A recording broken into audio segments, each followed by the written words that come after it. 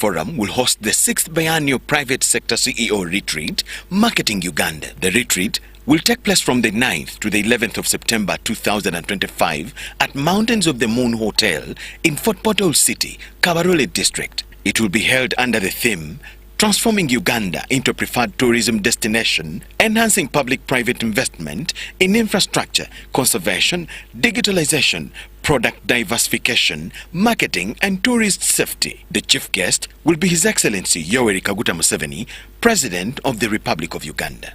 The Uganda Cooperative Alliance invites cooperators and the general public to the National Cooperative Conference 2025 on Thursday 18th September at Kololo National Celebration Grounds to celebrate our achievements to date. The conference will be graced by His Excellency Yoweri Kaguta Museveni, President of the Republic of Uganda, as chief guest. The highlight will be the launch of the National Cooperative Savings and Credit Society Limited, a precursor to the National Cooperative Bank. Come one, come all.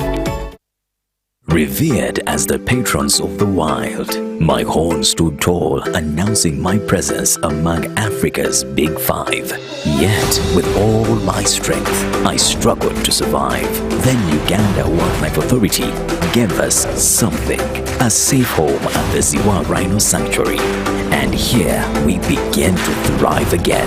Today, we are 48 members strong, with 17 cows, ready to take our unique story into the future. This is your lifetime opportunity to name a rhino, and with it, find the conservation efforts that keep our story alive. For more information, visit our website, www.ugandawildlifeauthority.org. Exercise can't be sustained. Eating can't be stopped. It's even harder to lose weight. Come and give it a try. Ginshikang L-carnitine chromium capsules, plant extract, scientific ratio, take 3 capsules each time. The active ingredient accelerates fat burning,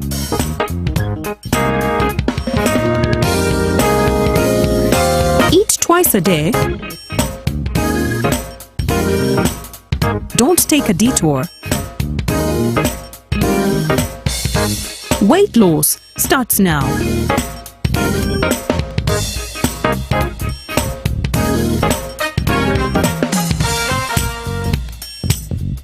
Ginshikang L-carnitine with chromium capsules helps you stay in shape. Please follow medical advice when taking this product. For more information, visit our website www.hgo.com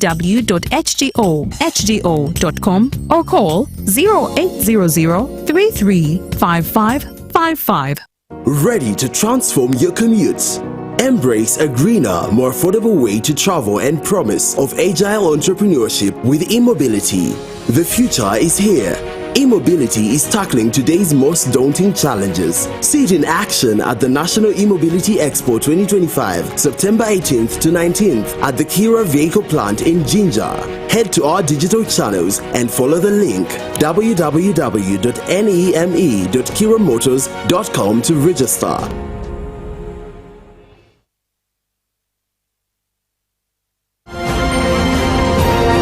Live from UBC Studios in Kampala, this is Good Morning Uganda.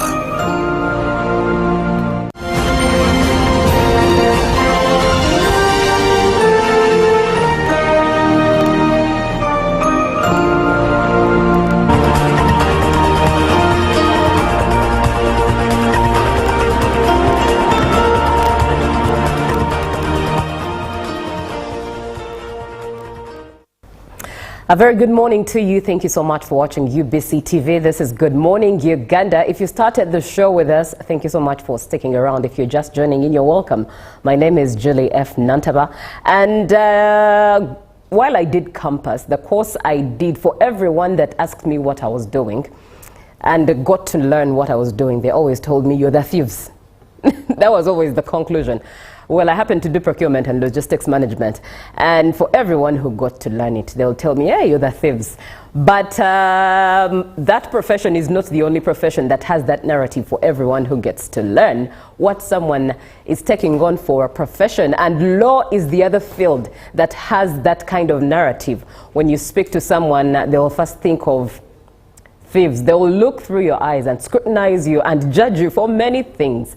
But today, let's have an overview of the Uganda Law Society. And in studio to do that with me is Counsel Kenneth Muhanji, who's our guest today to be a part of the conversation. 0709 602 592. It's a WhatsApp text number to which you can engage. If you call me, I'll not be able to respond effectively. So just text what you have to do to text, and I will be able to respond to that. Good morning, Kenneth. Counsel Kenneth. Good morning, and good morning, Uganda. I didn't know that also put myself here so that it becomes like those shows in the morning that we see where two people are bantering. But good morning, Uganda, wow. And good morning, Julie. Thank you so much for coming through. And this morning we're having an overview of the Uganda Law Society. A lot to talk about, but let's start. And why we're starting here is because law has a lot of jargon that does not come easy for a layman. It just sounds like it's Chinese, and you'll be able to cut it down and dissect it and make it easier. So let's start with the Uganda Law Society, what its objectives are and what it is about for our viewer.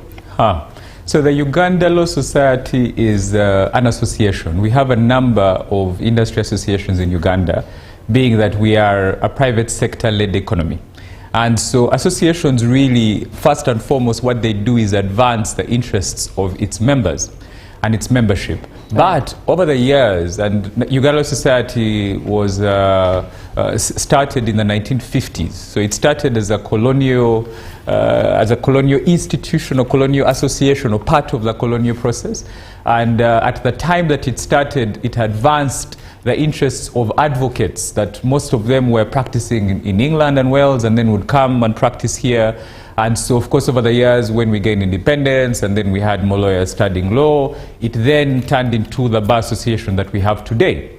And so, first and foremost, of course, as an association, it advances the rights or interests of its members. And then beyond that, that mandate has extended into looking at the rule of law and ensuring that this body of lawyers also looks after the community through which it serves or is able to help in the delivery of justice. That means holding other institutions of government or within the justice, law and order sector accountable. So I would say overall advocating for the rights and interests of members. Number two, pursuing the rule of law, ensuring that we have the rule of law, a healthy environment for the rule of law. And then number three, that aspect of accountability for the stakeholders within the justice, law and order sector. That is ULS. Right. You've talked about the members. How does one become a member? For you to become a member, first of all, especially for the advocates who are here, you know how we suffer. First have to go to law school for 4 years. After those 4 years, then you do the bar course that's at the Law Development Center. After that, of course, then you have clerkship, etc. Then you enroll. After you enroll, then you get your, I think at that point of enrollment, that's when you become a member of Uganda Law Society. Is it a must to become a member after going through all of that? Well, it's not a must to become a member, but ultimately the benefits of Uganda Law Society make it so that it would be difficult for you to practice law or to become or to continue to become an advocate if you're not a member of Uganda Law Society. The reason is as advocates, we have what we call continuing legal education. So legal education is actually one of the objectives of Uganda Law Society, to teach lawyers and also skill them in emerging areas or for them to remain relevant wherever they are. And so if you want to continue to practice, you must get about 20 CLE points every year. And so those points can only be gotten through the trainings that Uganda Law Society offers. Of course, we have a few other bodies that are now accredited to be able to offer these trainings. But first and foremost, that's it really. Right. Yeah. Let's look at the legal profession as it stands. I forget he's a prominent lawyer. I forget his name. I wish I could get it and share it offhand. But one time I was watching a political show, and he was asked why he wasn't practicing, but he has lectured many lawyers. He has spoken into the lives of many lawyers. And he frankly said that for me to practice not in this country because it's pointless. And there is an article that was released yesterday, and that is no longer at ease. The article from The Observer, and looking into the relevance of the Semakadde Revolution and the Uganda Law Society. And very interesting article, I must say. But some of the things it highlights is the legal profession and its credibility in this day and age. Is it still credible? Especially with the narrative I gave at the preamble of the show, when you ask people about the law, if they ask you if you're doing law or pursuing law, the first thing that crosses their minds is corruption or money deals, big money deals, things like that, and things that are not credible or for society. Do you think, to a layman, the legal profession is still credible? I would say that is a valid question. Is the legal profession still credible? But I'll answer it this way. For any institutions that have been built, any institutions that have been started, usually they are for a purpose, for a reason. Now, the justice system or the justice institutions, the judiciary, the police, the prisons, all of these institutions that form part of the justice, law and order sector were set up first and foremost to ensure that Ugandans have an avenue where they're able to resolve their disputes. As long as you have a community, as long as you have people together, heck, in families as well, you need mechanisms to be able to resolve disputes. And so these institutions are created as a result of the human condition, which is that we are adversarial in nature. We cannot go about from, if you're Christian, from as far back as they say Adam and Eve, Cain killing Abel, etc. All of that, whatever reasons that you want to ascribe, we are confrontational in nature, we are adversarial in nature. And so we must have systems or institutions that exist to be able to resolve such disputes, but also to ensure that these systems also act as checks and balances for policies and laws that are passed in those particular countries or in those particular entities even. Now, with that in mind, it is human beings, it is us that let down these institutions. So when someone says that it is no longer possible to practice law here in Uganda, where else does that person want me to practice law?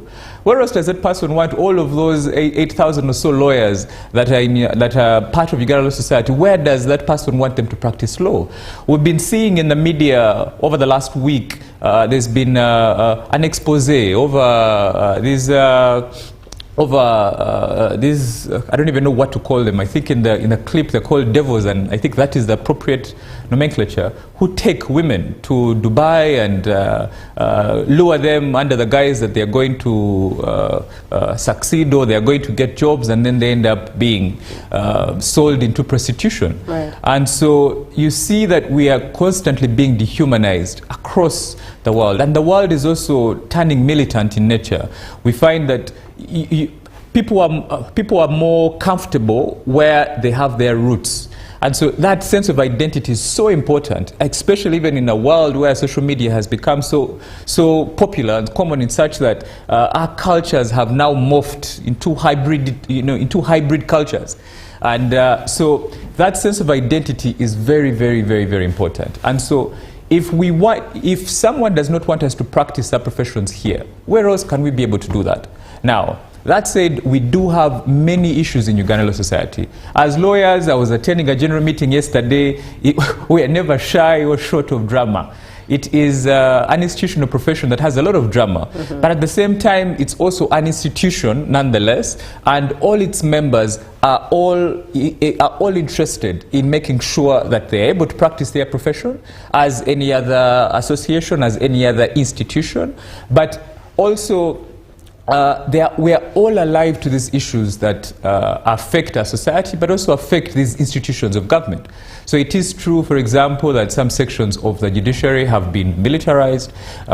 We are struggling with shaking this colonial mentality with the laws that we have. And so all of these perhaps are not now, all of these bundled together with this monster that is corruption, ethics, and indignity in how we carry out our professions. It is okay for some people to think that perhaps it is foolhardy to practice law in Uganda, but at the same time, for some of us, or for most of us, we're seeing that there is no other way other than to try and make these institutions better. Right. So while it is true that we are in a difficult state, we are no longer at ease in certain respects, but for many of us, we still remain hopeful that we can still be able to practice law as long as and as long as you have 1 or 2 people, 3 people standing up and saying, no, this is how we should be able to practice law, then there is hope on future for ULS and hope for the judicial sector and system as well. All right. When you talk about, militarization, I hear the pillars that Semakade also stood for. That is democratization, demilitarization, decolonization, and of course, the digital transformation in there. And how has it been thus far? It looks like it's still something that has to be dealt with and fought against.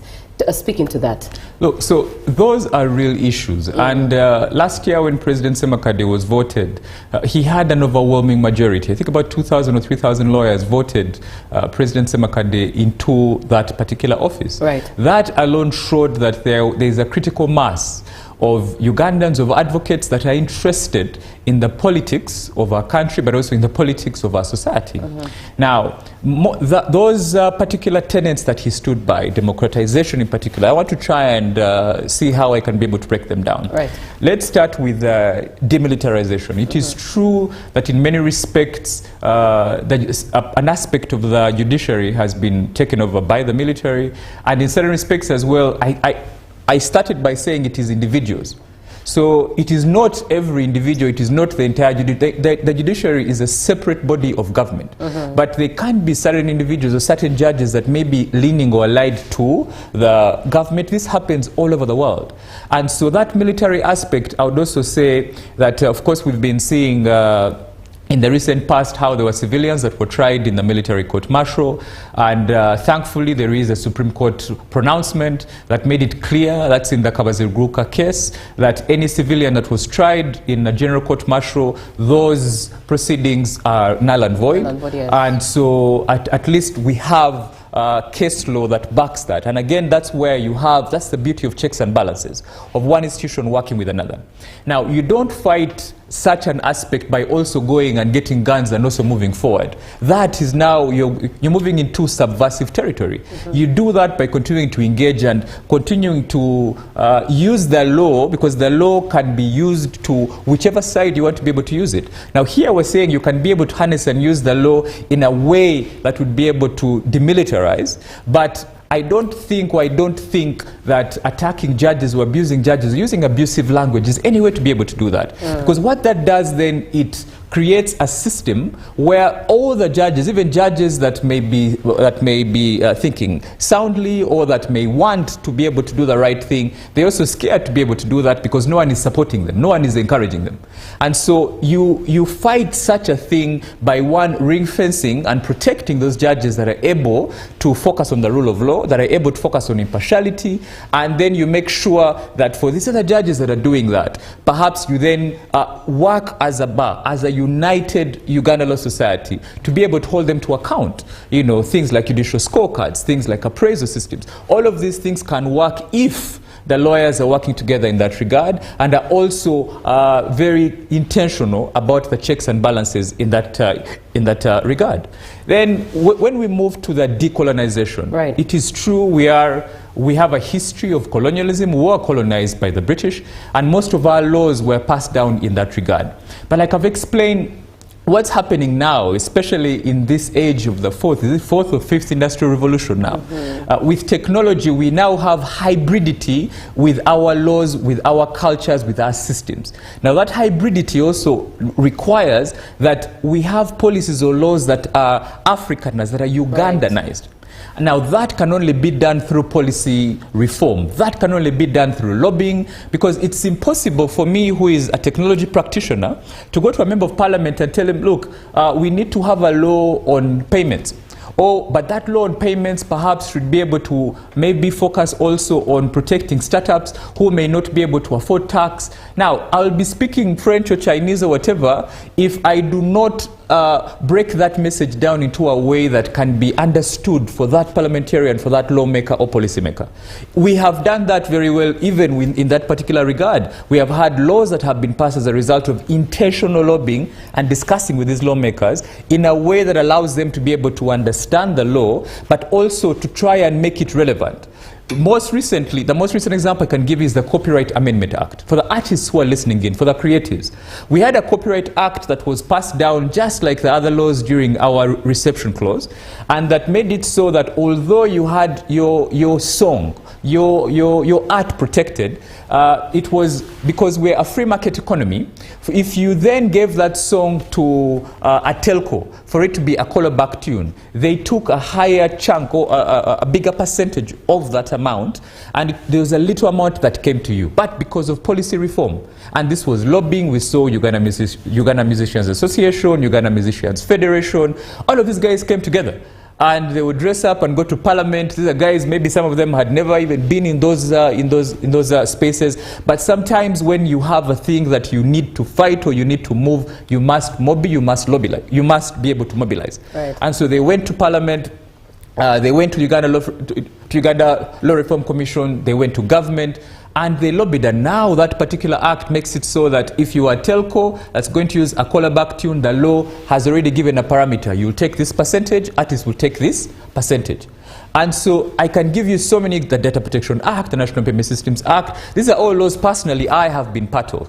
But that has happened as a result of systematic and intentional and strategic policy lobbying. And that is also by working with other industries and other associations. So associations, like I said, being a private sector-led economy, means that these are the ones that are easier to be able to advance the interests of their members. Kasita, you see when they struck, the whole city or whole country is actually is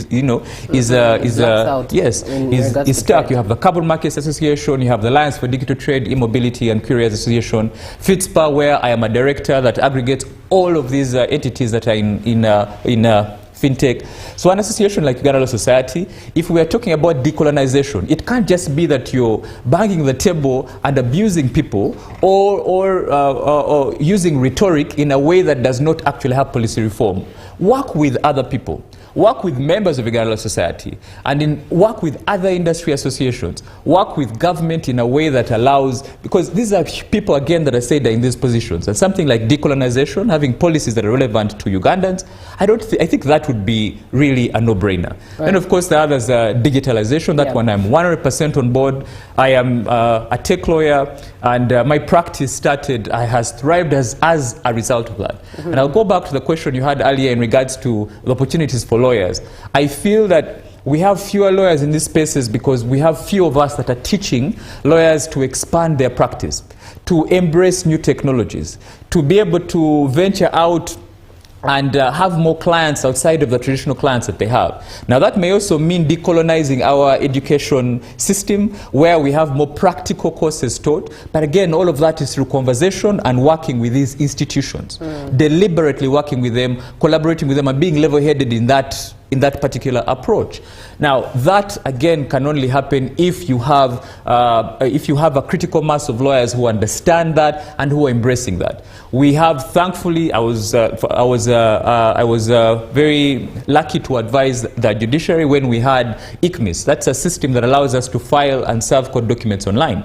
But again, that also was a collaboration between Uganda Law Society and the judiciary. To have a system like that allows lawyers to serve and file documents online.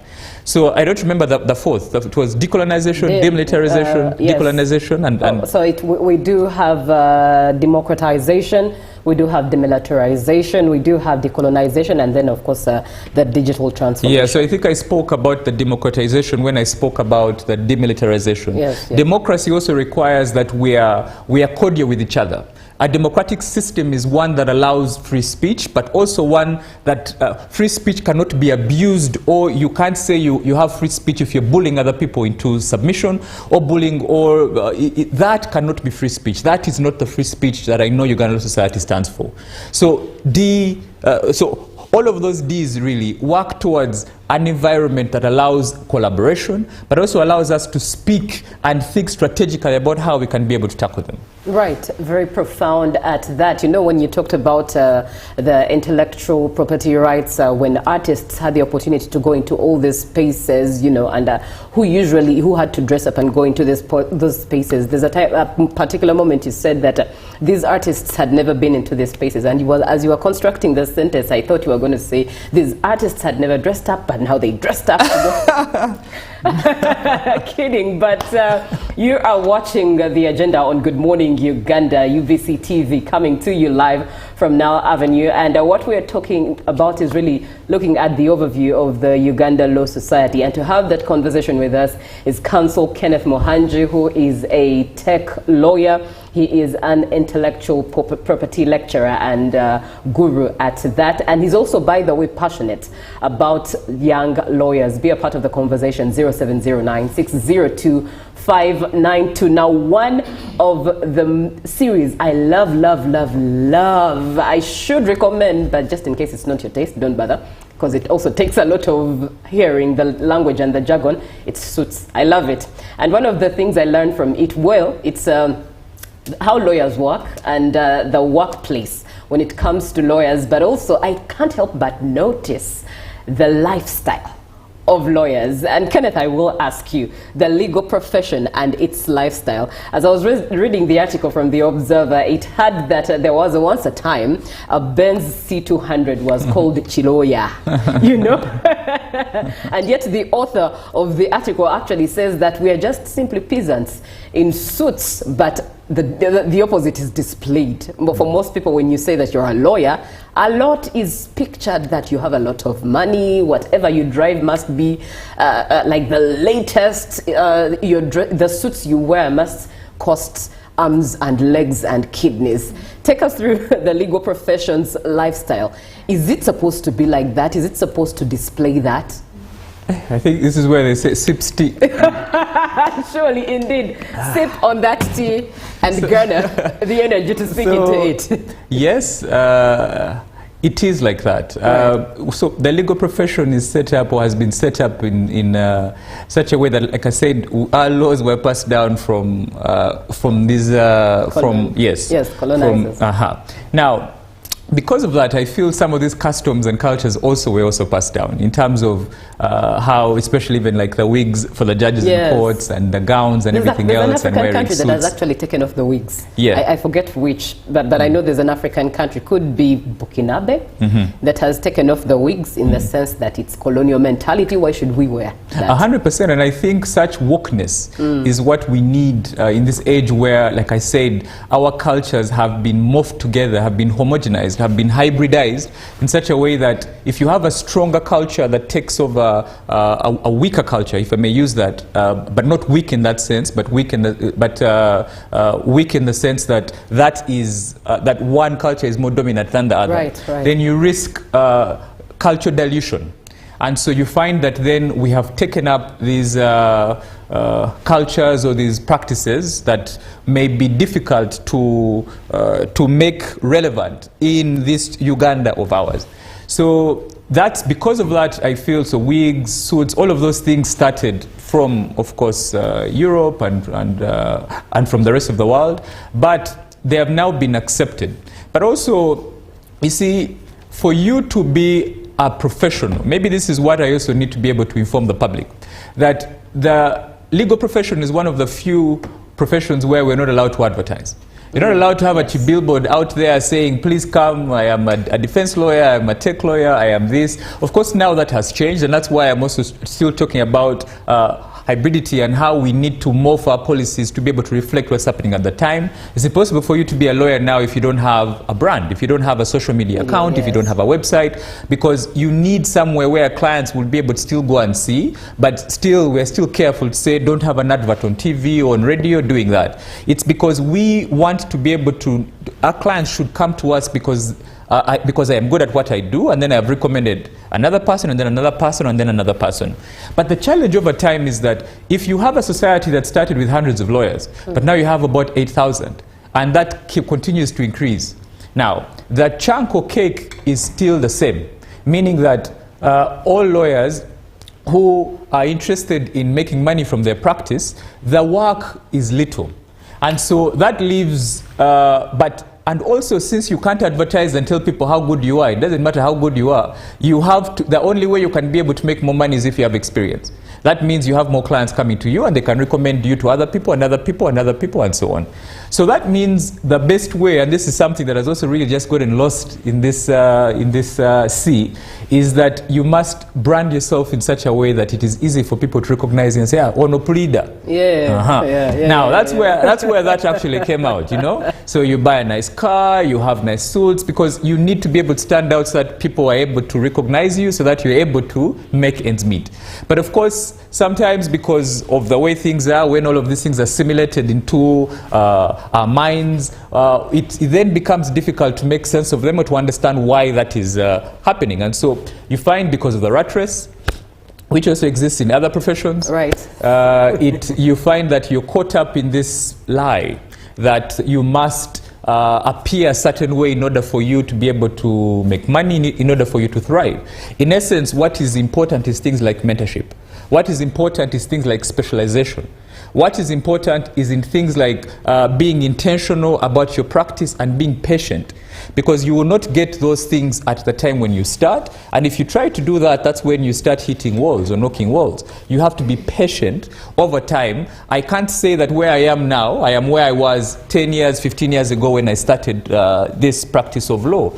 I took time to build my practice. But I must say that I was also caught up in that particular melee, thinking that I had to be able to dress a certain way, look a certain way. And but thankfully, over time, you start to realize that what people actually care about is the work that you do. Of course, you must look good, you must dress good, because our profession must be respected in that particular regard. But it's not compulsory for you to be able to wear flashy suits or have... Yeah, no. So that's where mentorship comes in, to be able to teach and say, look, we made mistakes at that particular time. There's no need for you to repeat and make those same mistakes. Be patient, be more intentional about building, about growing. And so those are the conversations we're having now, where we're encouraging younger lawyers to break those chains, you know, to say, level up your practice in such a way that you pay homage to who you are as an individual, you know. All of those things you buy, these material possessions, are all impermanent. They will go at a certain point. Focus first on being able to strengthen your mind, to be able to have a practice that is ethical, that is dignified, and one that is specialized and will be able to set you apart. So, like, for the young lawyers listening, by the time I got out of law school, I couldn't say I could compete with these bigger firms. Several Louis had been there for 30 years. Now, choosing to specialize in technology and in intellectual property allowed me early on to have a piece of the cake, because I created my own cake. And that then allowed me to have more clients, because IP is at the center, for example, of any economy, of any country. Especially in this day and age, where the arts are now the economy. Exactly. Everyone is doing a gig. And so I realized there was a law, there were laws that were actually there, or that existed in that particular space, and that these laws, then you had to now work with institutions like URSB, like Ministry of Justice, like Uganda Law Society, to be able to train the public, to work with associations like Uganda Musicians Association, the Musicians Federation, etc., to be able to advance IP in such a way that now those stakeholders are able to come to me, a lawyer, and say, I need your services. Right. So I do agree in that regard, but also in doing that, I am cautioned and I temper anyone who is saying that this profession does not have money, or this profession does not have a future. I think you need to expand your reference point. Right. Yeah. And what I've got from Kenneth is, in an actual sense, to strengthen your craft and character, and the rest will be added onto you. Now, let me engage a couple of your comments that are coming through. And we're starting with somebody who comes through and says, well, the society has a governing council, but the internal dynamics have seen controversies and leadership changes which have not made the Uganda Law Society to achieve its gains. There is too much politics, and this has destroyed the core principles of the society. The Semakades of this world have not put the society right simply because he is no longer the driver but the driven. The blame he carries on The blame he carries on is not coexisting with other stakeholders 120%. This is Shaban Ali in Soroti City. What would you tell Shaban? Shaban, I cannot disagree with you. Right. The truth is that our current, we've added politics into so many things, and that is such a shame. You know, you cannot hide or remove the place of politics and what it can do. Because we live in a society, or we live in a country that has governance, and once you have governance, you have politics. But ultimately, we should be looking at Ugandan society as an institution, as I said. And if you go back to the objects, by the way, of Ugandan society, there's no politics there. It has things like pursuing legal education for all advocates.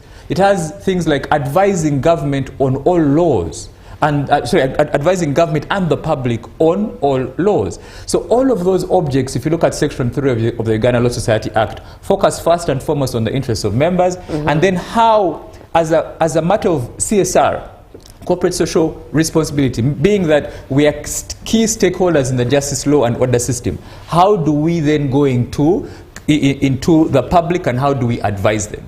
Now, because of governance issues, because of societal issues, all of these have turned ULS into, in certain respects and in certain corners, into a party that is interested in politics, a political party.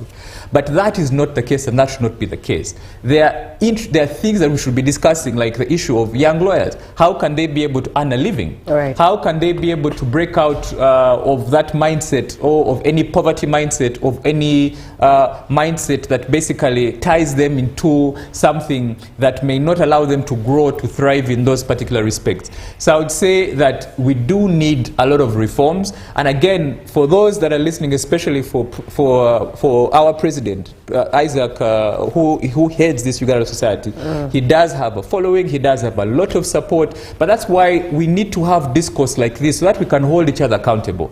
As members of Uganda society, it is important for us to work together to ensure that we are advancing our profession together. And we're saying that there are ways, beyond what we're already doing, we can add on to, right? We can just add on to, because the first, they say that the biggest way to solve a problem is first by identifying that it is a problem. That is 90% of the way. And then the 10% is now finding those actual solutions. So now his reign, which is still ongoing, and we've agreed to have elections in that time, I think that's in March, has brought out all of these issues, and he has addressed, so to speak, all of these bodies and even ULS itself, and has exposed these things. Now that they're exposed, how do we work together to be able to rebuild, or to be able to have a society or justice law and order sector that we want, or that's able to protect all of those particular interests? Right. And that is through, like I said, very systematic and strategic approach to all of those particular issues that have been mentioned. Right. And somebody else comes through and says Uganda Law Society must contend with executive neglect of court rulings and orders. For example, High Court ruling on Lango cultural leadership. The other is Lango war claim cattle compensation being ignored, and the new proposed program setting aside court-ordered payments. And 3, Uganda Police Force forcefully fencing a large number of homesteads in Lira City despite a High Court order restraining it. These and many others is testimony that courts of law risk being rendered impotent. Yeah, we are the ones that are rendering these courts of law impotent. Mweba advocate, you are the one rendering it. You can see, if you have a judgment that comes against you that you disagree with, then you go on social media or you go online and you're abusing the judge and you're abusing the court. That is not sustainable. And then, because ultimately there will be another judgment that will be in your favor.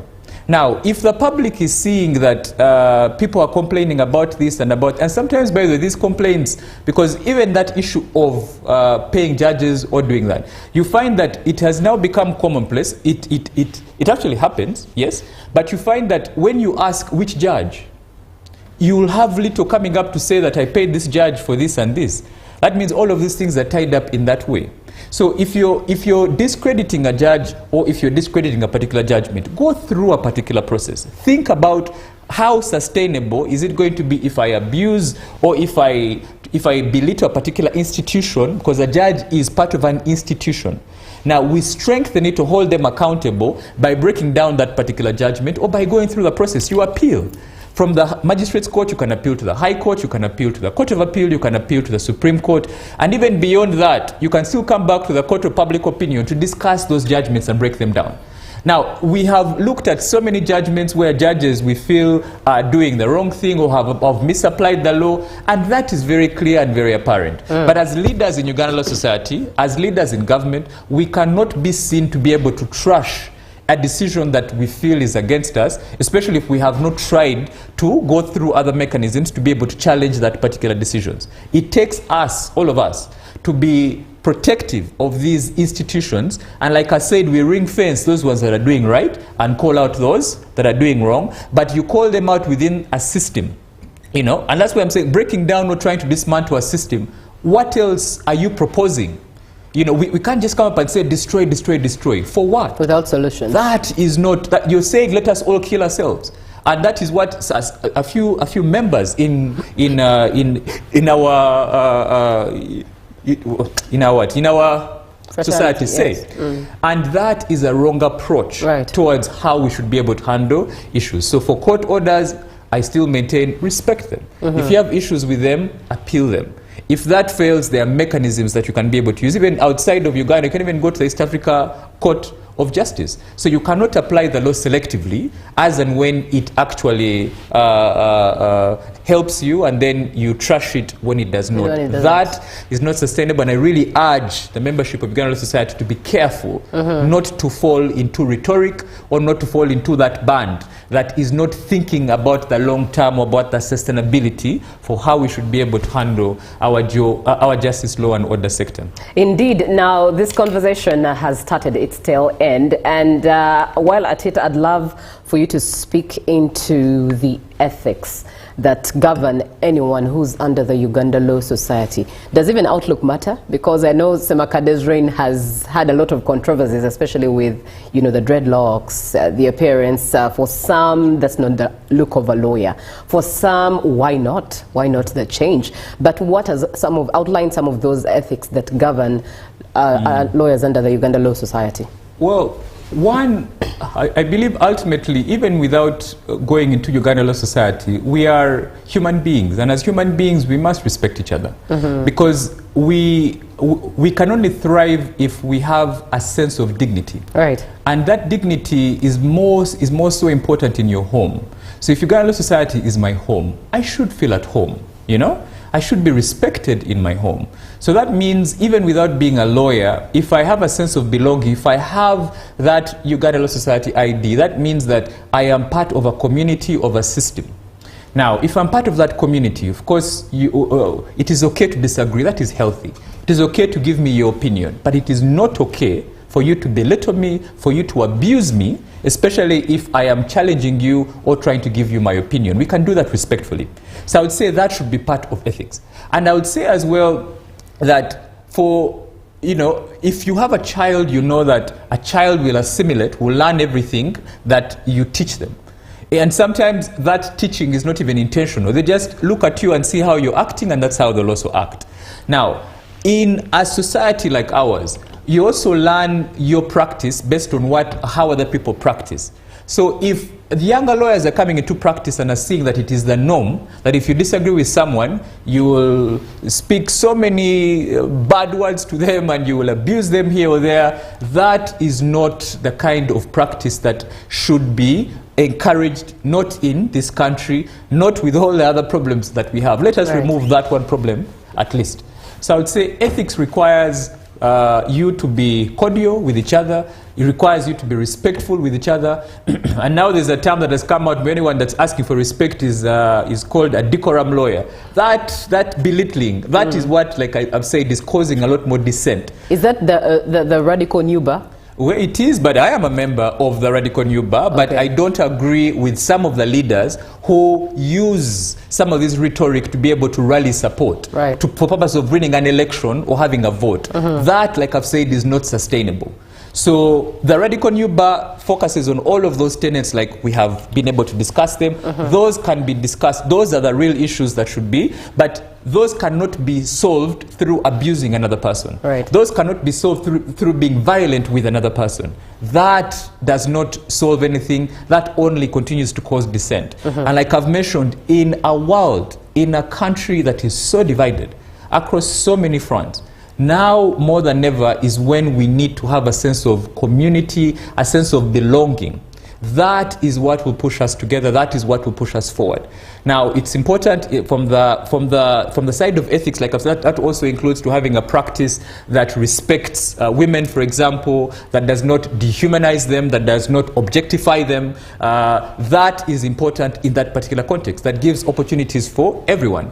Beyond that as well, a practice that is also honest, one that does not cheat. One where you know that you're carrying out the business of law. If you're going to make money, make that money, but do not make it at another person's extent. And I think that's why, first and foremost, even without looking at profession, and it is good for you to be able to have values, for you to be able to have purpose.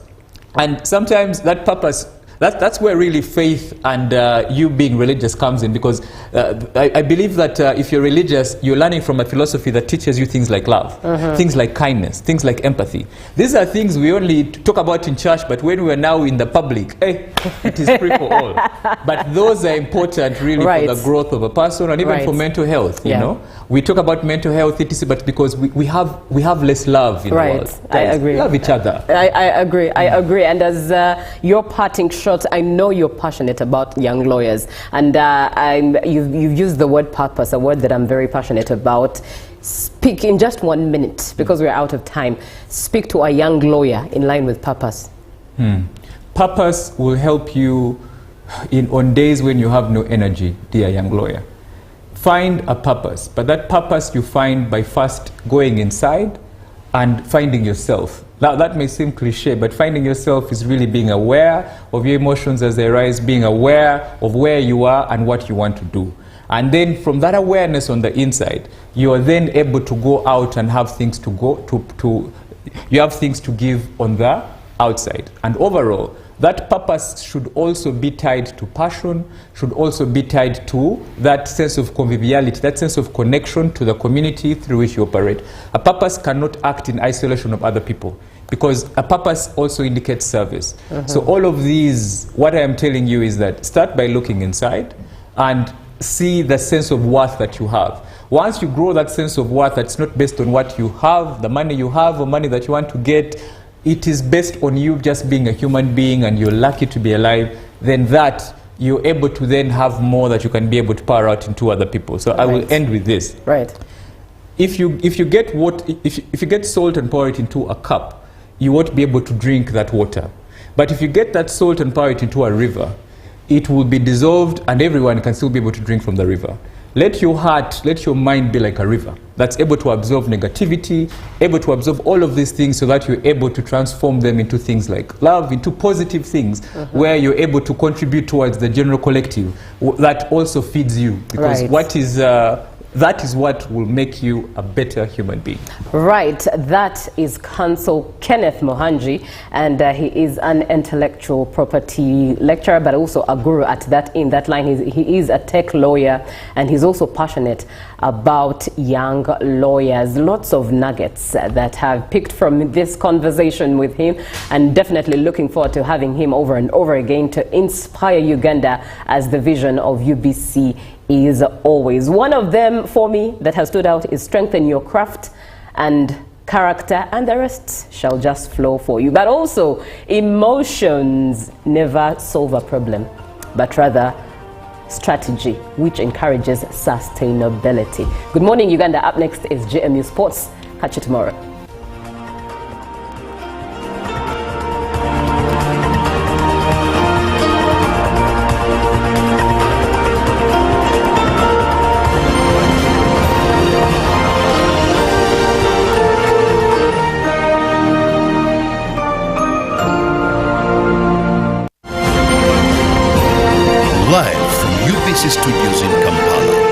This is Good Morning Uganda. Ready to transform your commutes? Embrace a greener, more affordable way to travel and promise of agile entrepreneurship with e-mobility. The future is here. E-mobility is tackling today's most daunting challenges. See it in action at the National E-Mobility Expo 2025, September 18th to 19th at the Kira Vehicle Plant in Jinja.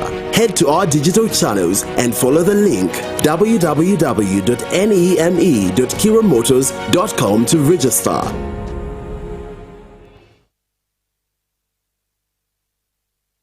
The Uganda Cooperative Alliance invites cooperators and the general public to the National Cooperative Conference 2025 on Thursday 18th September at Kololo National Celebration Grounds to celebrate our achievements to date. The conference will be graced by His Excellency Yoweri Kaguta Museveni, President of the Republic of Uganda, as chief guest. The highlight will be the launch of the National Cooperative Savings and Credit Society Limited, a precursor to the National Cooperative Bank. Come one, come all.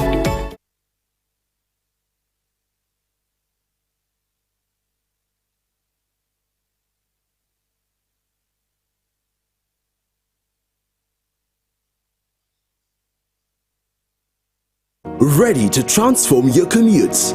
Embrace a greener, more affordable way to travel and promise of agile entrepreneurship with e-mobility. The future is here.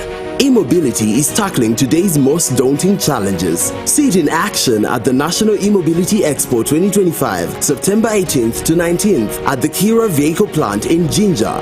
Head to our digital channels and follow the link www.neme.kiramotors.com to register.